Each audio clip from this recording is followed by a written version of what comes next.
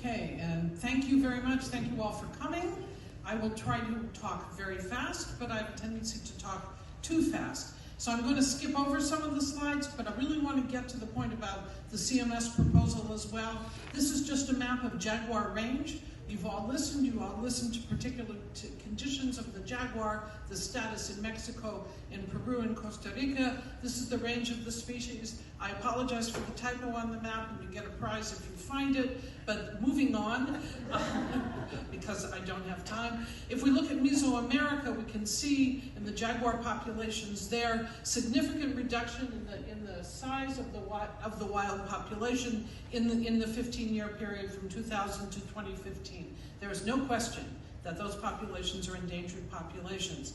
But I also, in the context of CMS, I am doing this quickly, I apologize, is that jaguars move back and forth across borders, whether for romantic purposes, as indicated by my friend to my right, but at either rate, the point is these are transboundary movements, and they're predictable movements and often cyclical movements. There is significant movement, camera traps. We have evidence, there's literature, evidence of camera traps recorded of jaguars moving across the Guatemala-Belize border, moving across the Mexico-Guatemala border, etc. Those are just some examples of some of the data. Just wanted to stress that. But if we also look at not only Mesoamerica, but the populations in the Amazon and South, that region has lost 5 times as much forest per year as Mesoamerica. 1/10 of the Amazon's total forest was gone in a decade, and this doesn't count how much has been lost due to the fires. So this, if we look at this, even if we extrapolate, there's no question of significant declines in jaguar populations. We do not have the data on what has been lost since the fires in the Amazon, but I think we can all safely assume the populations of jaguars have been hit. So I'm running through this quickly. When we talk about the need for governments to work together and collaborate, the CMS is critical, of course.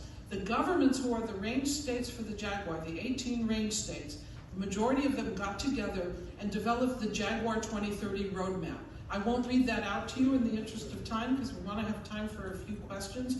The point of it is, in a CMS context, if you want to talk about a concerted action, this is a concerted action. This is a roadmap for 30 priority jaguar landscapes to conserve them, and we did not add these words after we thought about CMS. In the text it says, in the objective, increasing the security and connectivity of core protected landscapes. That can only be done by governments collaborating together, and I argue that CMS listing will facilitate that. Again, I'm not going to read all the four pathways in this 90-page document to you, but range-wide coordination for the protection, connectivity, and enhancement for jaguars is the first pathway. There's also agreement to scale up conservation, compatible sustainable development models, etc. The point is that the Jaguar roadmap is a path forward for collaboration for this species. Absolutely critical. And we would argue that CMS listing will go a long way to assist with the implementation of the roadmap and the conservation of the jaguar. And as was mentioned by Rodrigo, whether 24 or 26 of the most important subpopulations, there's more than 26. The most important ones in terms of the population are transboundary. Again, I mentioned that earlier, but there's no question, according to the definition by CMS, there's no question that the jaguar qualifies as a migratory species under CMS. So I want to mention a little bit about the roadmap very quickly. The draft was completed September, just a little over a year ago, and it was rolled out at the ministerial level in December of last year. And now Costa Rica and the other governments are seeking, Costa Rica, Peru, etc., official range state endorsements. The range states helped draft this. Now there's a need for endorsement and implementation. And I would argue again that implementation of the roadmap, implementation of CMS Appendix 1 and 2 are the same thing, and they need to be working closely together.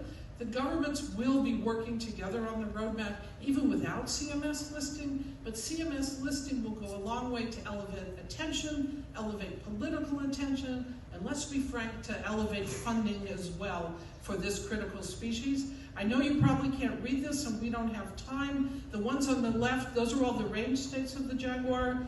Uruguay, it's no longer found. I left off El Salvador, don't know why. And the USA, we can debate that for a long time.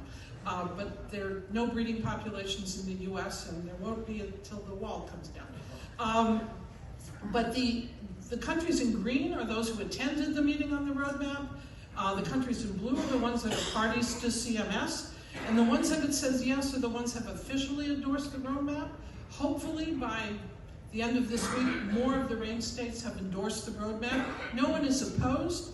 There are political processes in every country to officially endorse these. So I want to leave you with that, and I want to open up the conversation. I know I did that really fast. Probably going to get kicked out of here any minute. But any questions? But I think there's no question that the jaguar meets the criteria for Appendix 2. The jaguar meets